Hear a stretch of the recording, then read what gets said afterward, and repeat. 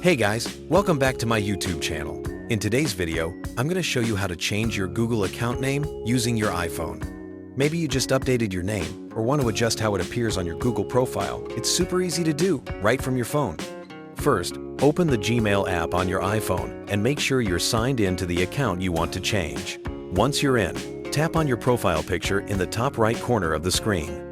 From there, tap on Manage Your Google Account.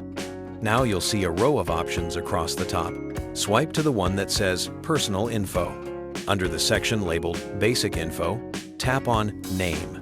You'll see your current first and last name, along with a small pencil icon. Next to them, go ahead and tap that pencil icon. Then type in the new name you want to use. When you're done, tap Save at the bottom. And that's it. Your Google account name has been updated. You can also do this through Safari by going to myaccount.google.com, signing in, and following the same steps under Personal Info. And that's it!